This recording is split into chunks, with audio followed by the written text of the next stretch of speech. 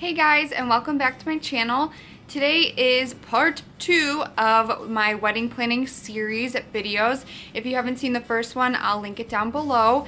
But today I wanted to talk about wedding budget. And when I mean wedding budget, I just mean not necessarily how much we're spending, but things that we've been doing so far to help us save money. And again, I have my little notes so I don't ramble and so I get straight to the point, so that's why I might be looking down a little bit.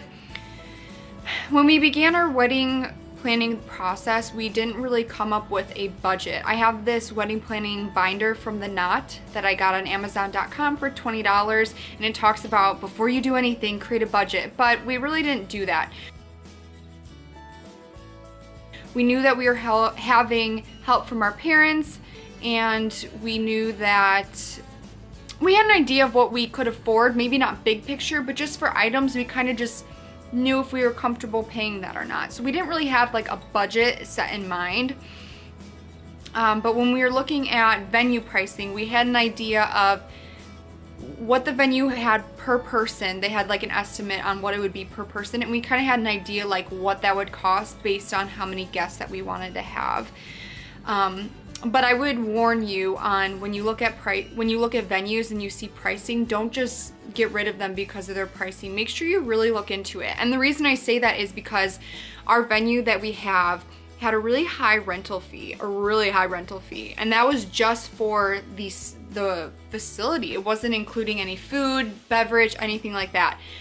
But when we saw how much the outside caterer food would be per person and how much the drinks are per person, it really balances out, if that makes sense. So while the venue fee was high and pretty pricey as an initial like, oh my gosh, just looking at it, it was a lot, the food and drink per person is on the lower scale compared to these $80 per plate venues that I was getting quotes from. So that's something to take into consideration. Don't necessarily look at the price and be like, oh my gosh, the rental fee is $6,000.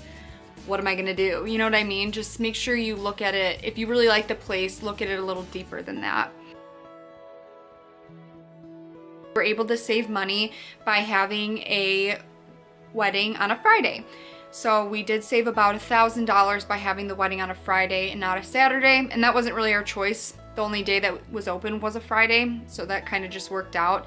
So the way that you could save money though would be to have a wedding in off-season seasons. So I believe that's like December through April. Some venues run a special where if you have it out of season, it's less. So that's something that you could do, or having it on a Friday or Sunday or even a weekday if you wanted to do that.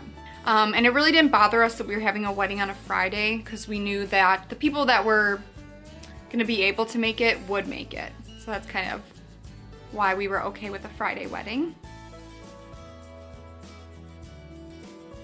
Another way that we were able to save a good amount of money was on my wedding dress. I didn't have a lot of requirements for what I was looking for. I just knew I wanted like 2 things. So I tried on some dresses, and then I asked at David's Bridal, well, do you have any off the rack or any clearance dresses?